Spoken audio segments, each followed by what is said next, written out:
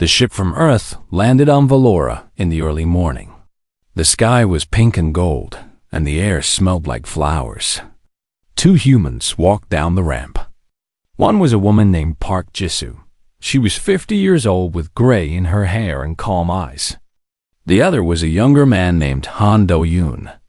He was tall and strong, but he smiled like a kind uncle. The Valorans watched them with curious eyes. The Valorans were not human. They looked like large cats that walked on two legs. They had soft fur in colors of brown, gray, and gold. Their ears were tall and pointed. Their eyes were big and bright. They had lived in peace for 2,000 years.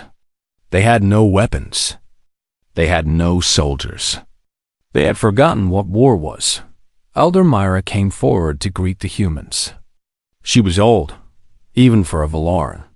Her fur was silver, and she moved slowly, but her eyes were sharp.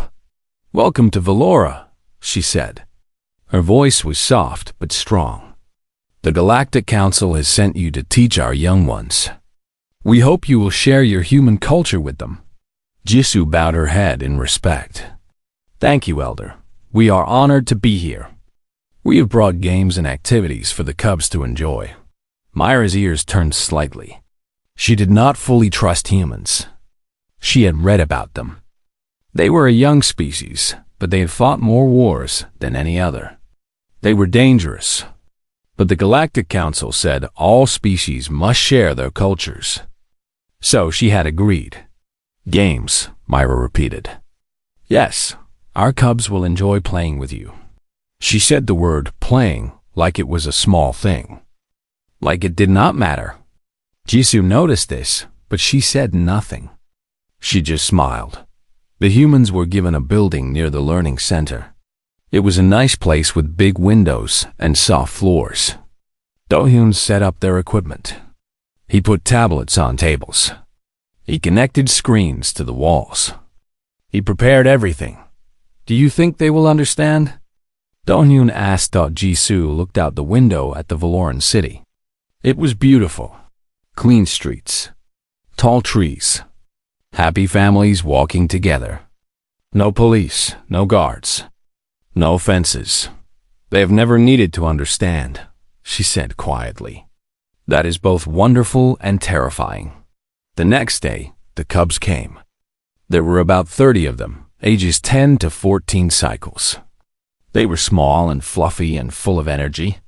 They ran around the room, sniffing everything, touching everything.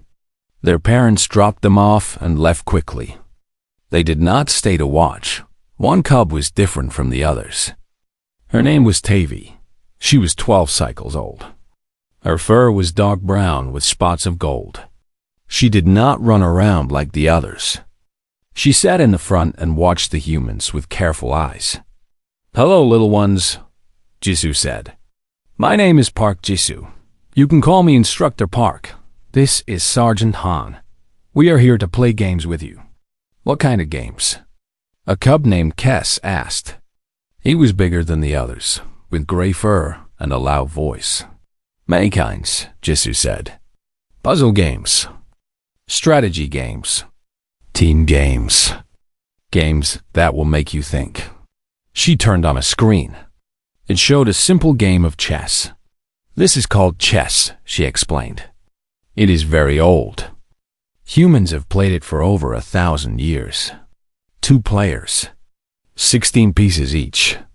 The goal is to trap the other player's king." The cubs looked confused. "Why would you trap a king?" one asked. "In the game, when you trap the king, you win," Do-hyun said. "It is like a pretend battle." "Battle?" Tavi said the word slowly. "Like fighting?" "Yes," Jisoo said. "But no one gets hurt. It is just thinking, planning, trying to be smarter than your opponent." The cubs did not fully understand, but they were curious. Jisoo taught them the rules. At first, they made many mistakes. They moved pieces wrong. They forgot the rules. But by the end of the first day, some of them were starting to understand. Tavi beat Kes in her 3rd game ever. Kes was angry. "You cheated," he said. "I did not cheat," Tavy said calmly. "You did not see my bishop. You were only looking at my queen." Jisoo smiled. That was exactly right. Tavy had learned something important. She had learned to look at the whole board. She had learned to see what others missed. Over the next few weeks, the games became more complex. Jisoo introduced Go, a game even older than chess. She introduced computer simulations where teams had to work together. She introduced games where they had to manage resources, build defenses, and make hard choices. The Cubs loved it. They came early and stayed late. They played games against each other. They played games against Dohyun. Sometimes, they even won. Sugalderven came to observe one day. He was younger than Myra, with brown fur and worried eyes. He watched the Cubs playing a war simulation on the big screen. Two teams were fighting over a bridge. They were shouting orders, making plans, working together. "This is concerning," Ven said to Myra later. "They are teaching our children to think about violence." Mira watched through a window. She saw Tavy leading her team to victory. The little cub was calm and focused. She gave orders like a general. "They are just games," Mira said. But she was not sure she believed it. That night, Tavy stayed late. She helped Jisoo clean up the room. Then she asked a question. "Instructor Park, why do humans have so many games about fighting?" Jisoo stopped. She looked at the little cub with her big golden eyes. She thought about Earth. She thought about the wars. The millions of dead. The cities burned. The lessons learned in blood. "Because we learned the hard way," Jisoo said softly. "Those who do not prepare do not survive." Tavy did not fully understand, but she remembered those words. She would remember them for the rest of her life. 6 months passed on Valora. The learning center had grown. More cubs came every week. Now there were over 100 of them. They came from all over the planet. They came because they heard about the human games. They came because they wanted to learn. Tavy was now the best player in the center. She had beaten everyone at chess. She had mastered Go. She could win any simulation. But she was not proud about it. She helped the younger cubs learn. She was patient and kind. Instructor Park said she had the heart of a true leader. Kes was still her rival. He was aggressive and bold. He did not like losing to anyone, especially Tavy, but he was also very smart. He was the best at attack strategies. When his team needed to break through a defense, Kes was the one who found the way. There was another cub who had become special. Her name was Nori. She was small and quiet. She rarely spoke, but she noticed everything. She could look at a game board and see patterns that no one else could see. Dohyun called her the Eye because she could spot enemy plans before they happened. The three of them, Tavy, Kes, and Nori, became a team. They called themselves simply the Pack. They worked together. They trained together. They became something new. One day, Dohyun set up a special challenge. It was a simulation he had designed himself. He called it The Last Stand. In the game, a small team had to defend a village against a much larger enemy. The enemy had more soldiers, more weapons, and more resources. No cub team had ever won. "Today, you will try to beat my best scenario," Dohyun said. He was smiling. He did not think they could win. Tavy looked at her team. Kes was ready. His ears were forward, and his claws were out. Nori was calm. She was already studying the map on the screen. "We can do this," Tavy said. The game began. The enemy forces came in waves. The first wave was easy. Kes positioned their defenders well. They held the line. The second wave was harder. Nori spotted a group of enemies trying to sneak around the side. She warned Kes, and he moved troops to stop them. By the third wave, things were bad. They had lost half their defenders. The enemy was getting stronger. Do-hyun watched with a small smile. This was where every other team had failed, but Tavi did something different. Instead of defending, she attacked. She sent a small group of her remaining soldiers around the back of the enemy. It was risky. If it failed, they would lose everything. "What are you doing?" Cass asked. "Trust me," Tavi said. Her soldiers reached the enemy command post. They destroyed it. Without their leaders, the enemy soldiers became confused. They stopped attacking the village. Cass saw the chance and pushed forward. In 10 minutes, it was over. They had won. Do-hyun stared at the screen. His mouth was open. "That is not possible," he said. Jisoo walked over and put a hand on his shoulder. "You designed the scenario thinking like a human," she said. She thought like something else. Something new. The cubs celebrated. They jumped and shouted and hugged each other. It was the happiest moment of their young lives. They had beaten the unbeatable. But not everyone was happy. Sub-Elder Ven had been watching from the back of the room. He did not celebrate. He walked out quietly and went straight to Elder Myra. "We need to talk," he said. They met in Myra's office. It was a simple room with big windows looking out at the city. Ven paced back and forth. Myra sat still and listened. "The cubs are changing," Ven said. "They are not playing games anymore. They are training. They think about strategy all the time. They organize their rooms like military camps. They negotiate their lunch trades like diplomats. This is not normal." Myra closed her eyes. She had noticed it too. The cubs were different. They walked differently. They talked differently.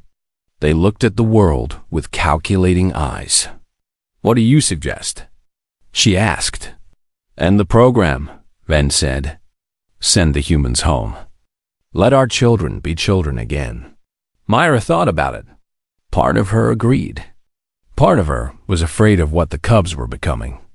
But another part of her wondered if this was wrong. The cubs were happy.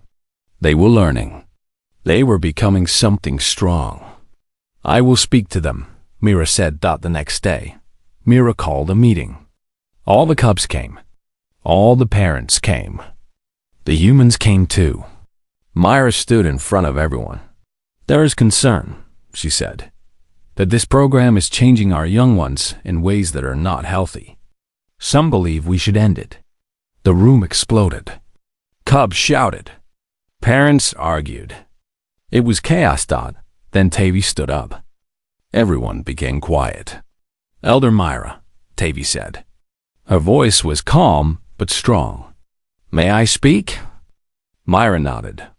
"I understand the fear," Tavi said. "We are learning things that Valorans have not thought about for 2,000 years. But we are not becoming violent. We are becoming prepared. The universe is big and dangerous. Instructor Park taught us that those who do not prepare do not survive. I do not want to fight anyone. But if someone tries to hurt my family, my friends, my world, I want to know what to do." The room was silent. Parents looked at their cubs with new eyes. These were not just children playing games. These were young people who had learned to think, to plan, to protect. Myra looked at Tavi for a long moment. Then she made her decision. "The program will continue," she said. "But we will watch carefully." The cubs cheered. Tavi smiled. But deep in her heart, she felt something strange. A feeling that this was just the beginning. That something was coming. That night, far away in deep space, a sensor station detected something. A fleet of ships. Big ships. Dangerous ships. They were heading toward Valora. The signal was sent to the Galactic Council. But it would take days to reach them. By then, it might be too late. The shadow was coming. And no one on Valora knew. The message came on a quiet morning. Elder Mira was having tea when her communication device beeped. She looked at the screen. Her heart stopped. Unknown fleet detected. 47 ships. Heading to Valora. Arrival in 3 weeks.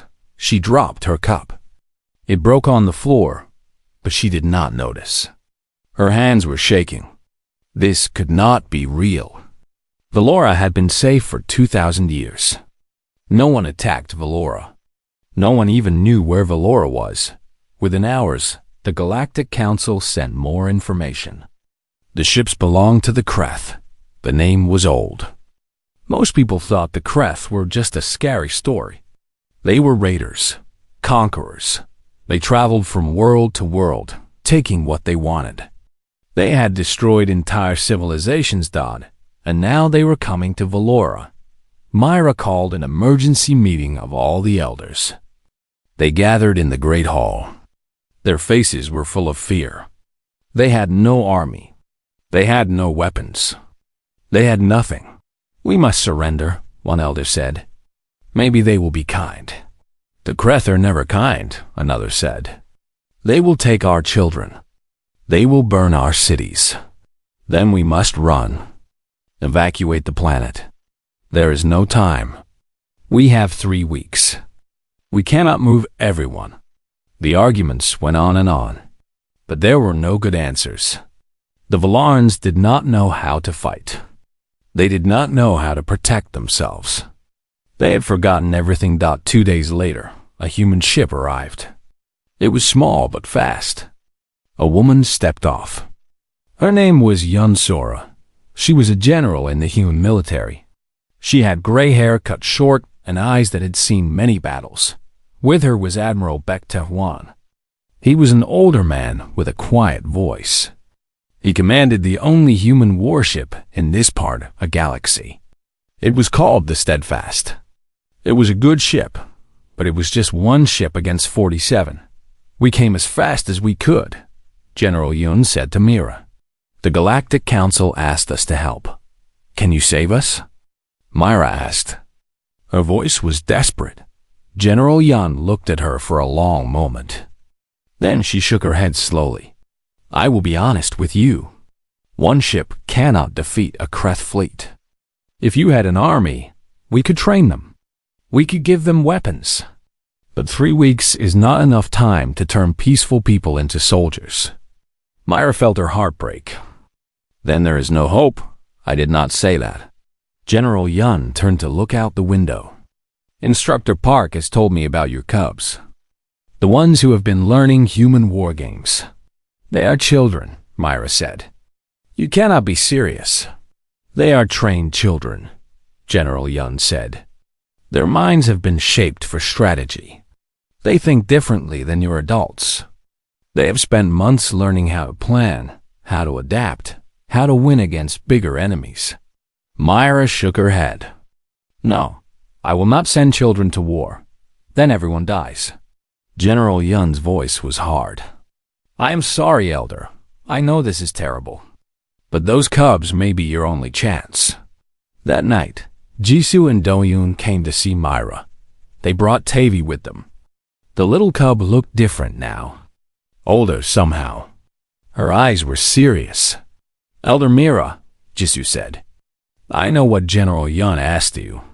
I want you to know that I do not take this lightly. These cubs are like my own children. I love them, but I have also taught them. I know what they can do." "They are 12 years old," Myra said. "Tavi has a plan," Jisoo said. "Will you listen to it?" Myra did not want to. Every part of her screamed that this was wrong. But she had no other choice. She nodded. Tavi stepped forward. She had a small tablet in her hands. She turned it on and showed a map of Valora. "The Kreth are strong," Tavi said. "But they are also arrogant. They have never lost. They think we are weak. They think we will surrender or run. They do not expect us to fight." She pointed to different places on the map. "We cannot beat them in open battle. We are too small and too few.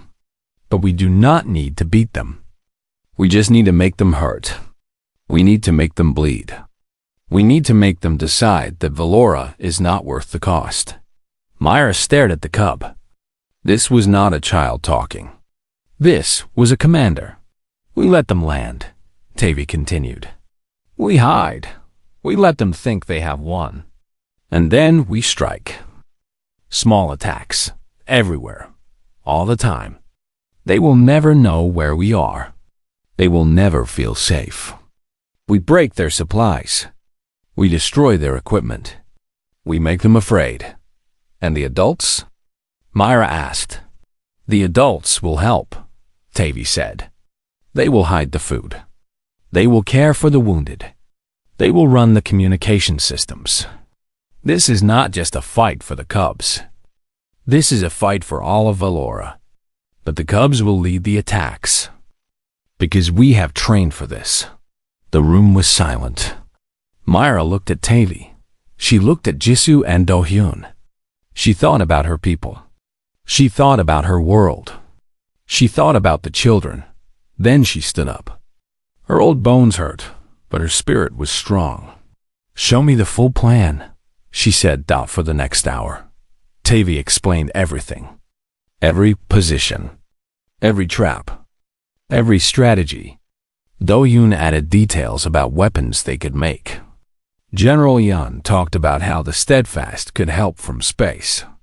Admiral Beck nodded quietly, already planning his part.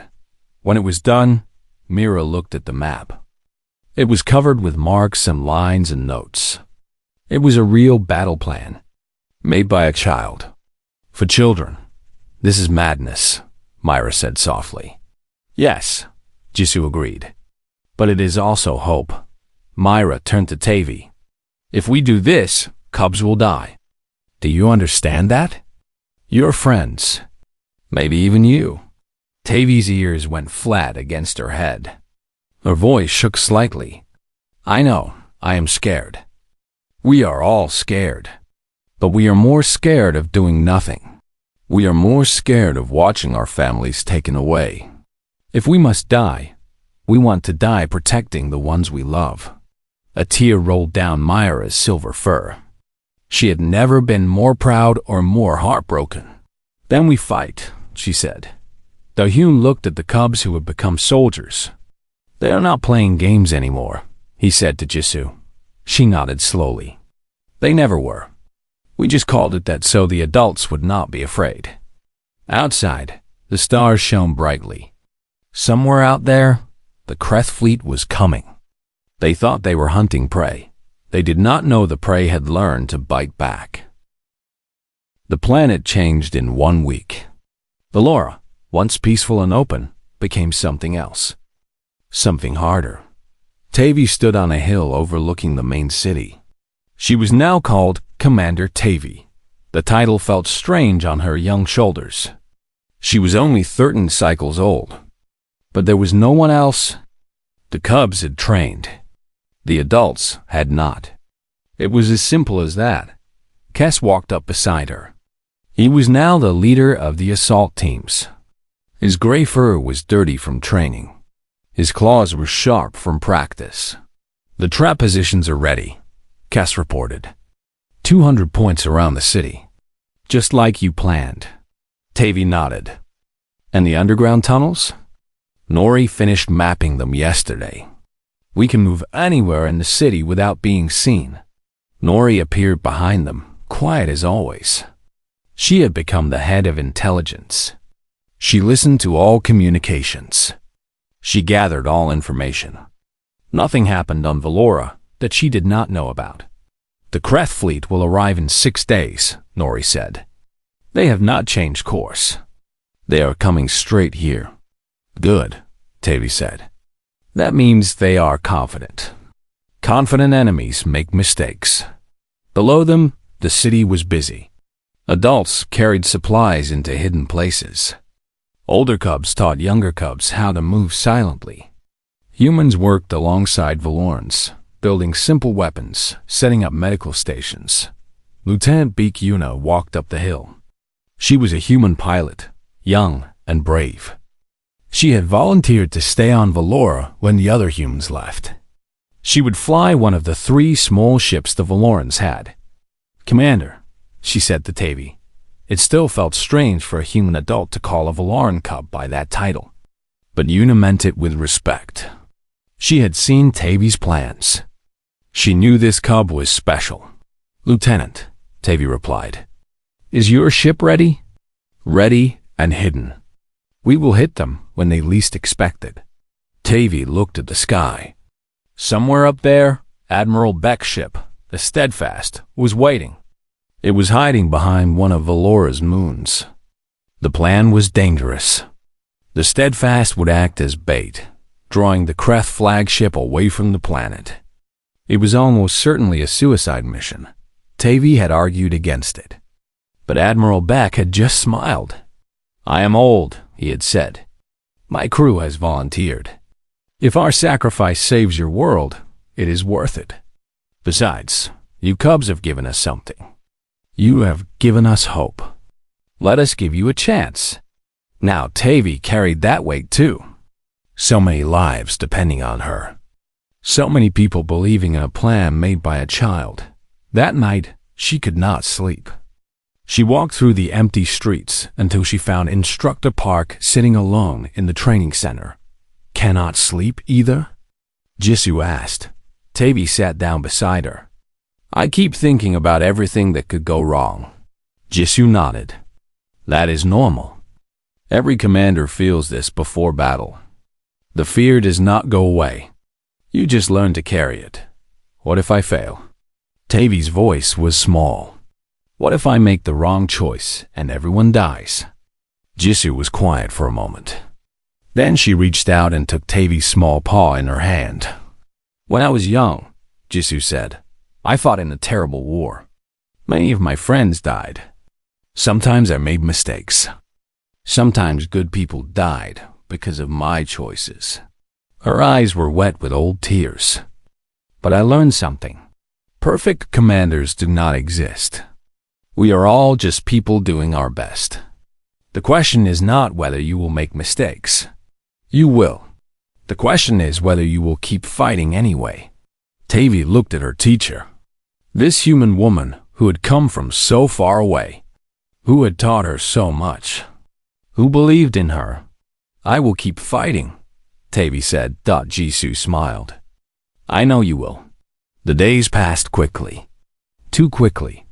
Every hour brought the Kreth closer. On the last day, Tavy gathered all the cubs together. There were over 500 of them now. Cubs from all over Valora.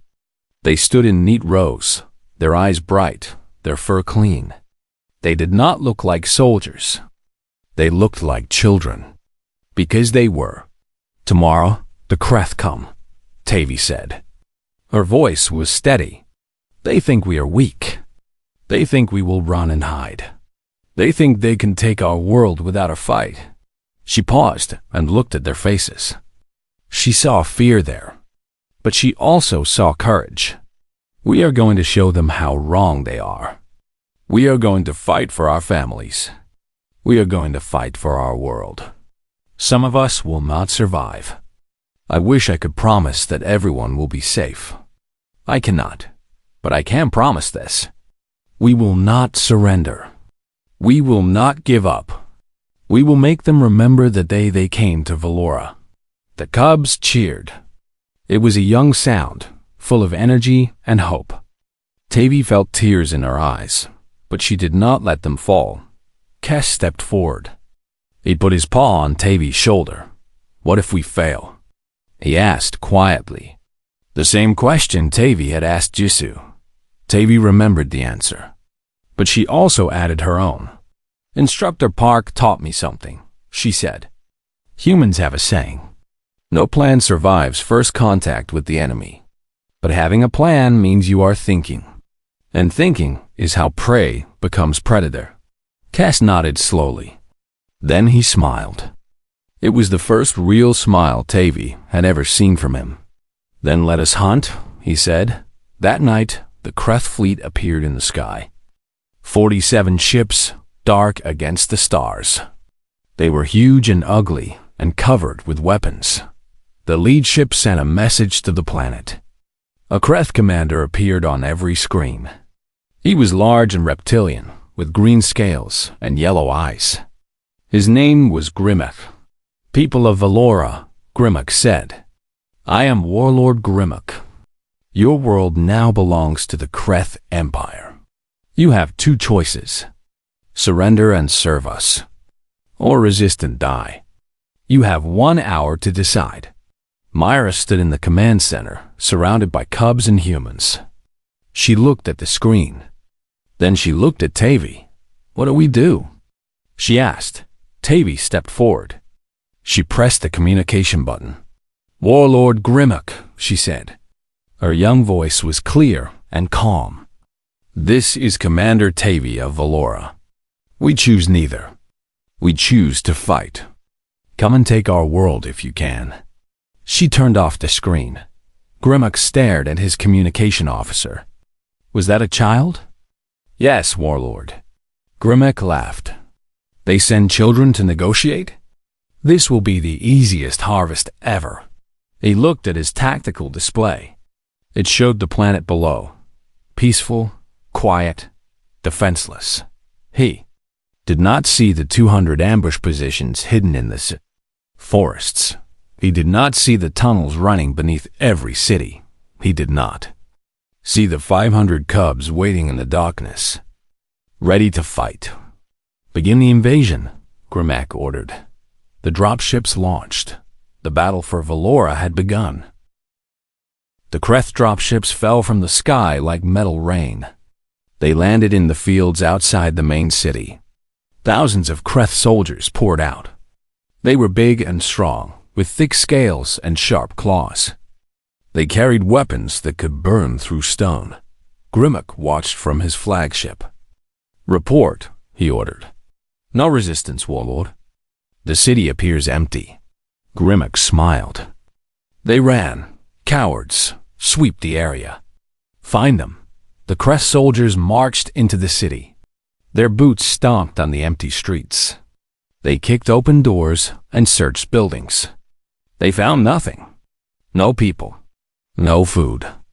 No supplies. Just empty homes. Where did they go? A Kreth captain asked. The answer came from the shadows. The first explosion hit the supply wagons. 3 vehicles full of food and weapons disappeared in fire. Before the Kreth could react, arrows flew from the rooftops. They were simple arrows, made of wood and metal. But they found the gaps in Kreth armor. Soldiers fell dead, then the attackers vanished. By the time the Kreth looked up, the rooftops were empty. "Report," Grimmock screamed. "We are under attack, Warlord. But we cannot see the enemy." "How many?" "Unknown. They strike and disappear." Grimmock slammed his fist on his chair. "Find them." Underground, Tavi watched through a small camera. Her heart was beating fast, but her mind was calm. The first strike had worked. Kes had done exactly what they practiced. "Kes, fall back to position 7, she said into her communicator. "Nori, what is their movement?" "They are spreading out to search," Nori reported. "Squad 17 is heading toward the school. Squad 23 is near the hospital." "Good, let them spread then." Tavi looked at her map. "Team 5, prepare to hit Squad 17.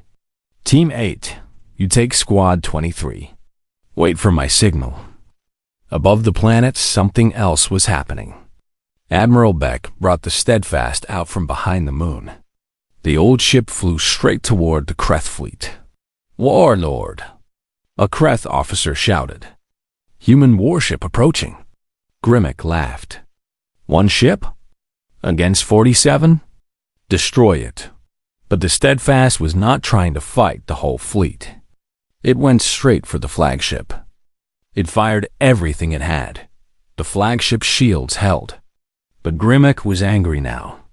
All ships focus on that human vessel. This was the plan. While the Kreth fleet chased the Steadfast, Lieutenant Yuna and her 2 small ships flew low over the planet. They dropped supplies to the hidden Valoran forces. They bombed Kreth landing zones. They did as much damage as possible before the fleet noticed. On the ground, the battle continued. The Cubs struck again and again. They hit supply lines. They destroyed communication towers. They attacked and vanished before the Kreth could respond. Kess led the most dangerous missions. His assault teams moved through the tunnels, appearing where the Kreth least expected. 1 hour, they were in the north. The next hour, the south. The Kreth never knew where they would come from. Nori coordinated everything. She listened to Kreth communications. She found their plans before they acted. Every trap the Kreth set, Nori discovered. Every ambush they planned, she warned about. The fighting lasted 2 days. By then, the Kreth had lost 500 soldiers.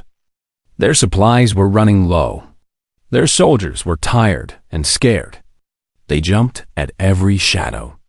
They heard enemy Cubs everywhere. On the flagship, Grimmock was furious. How is this possible?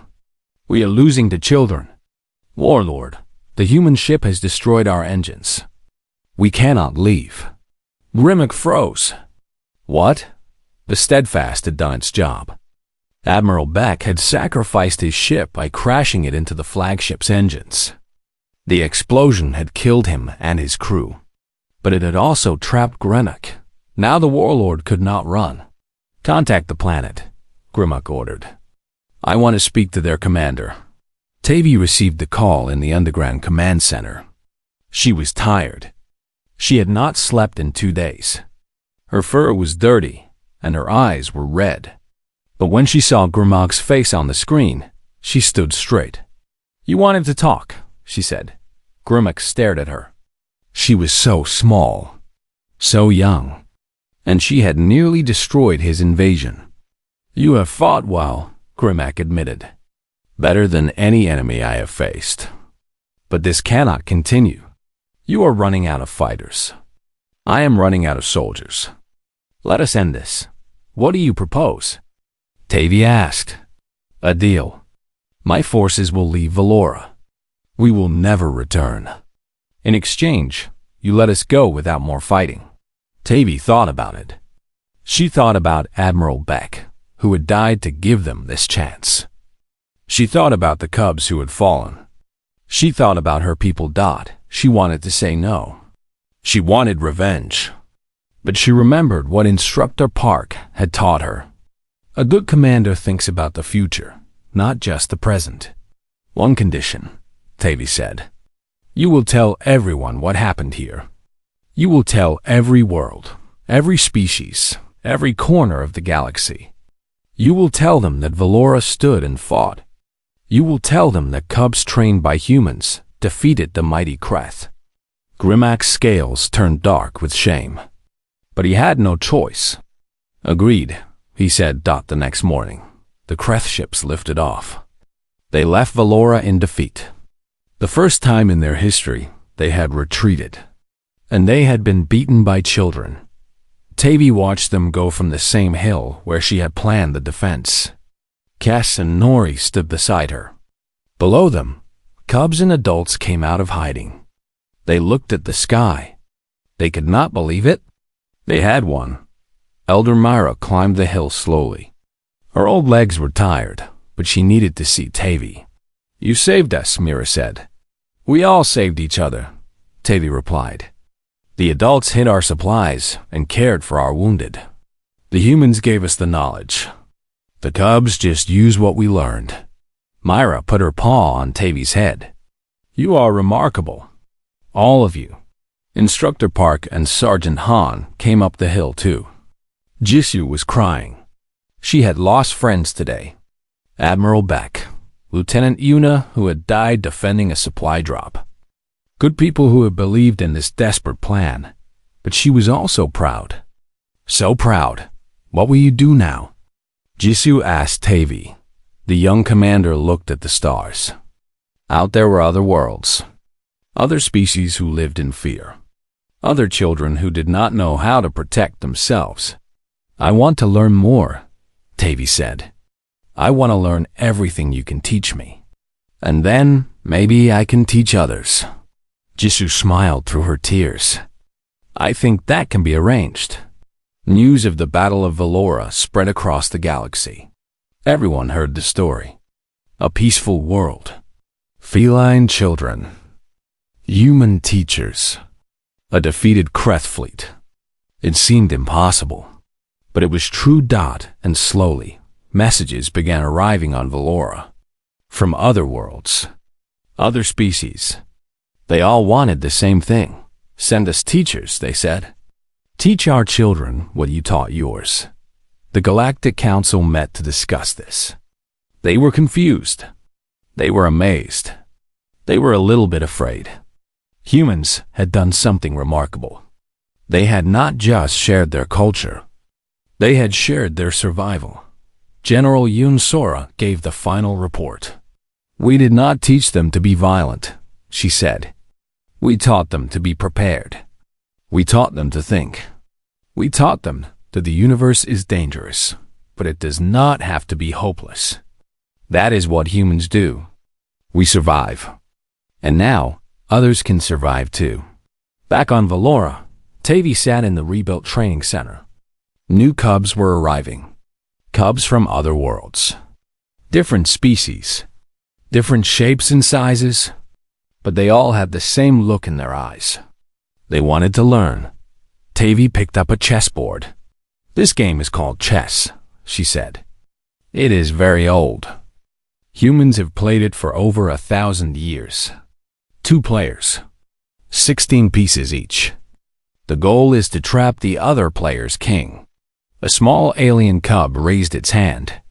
Is it hard to learn? Tavi smiled. She remembered being that young.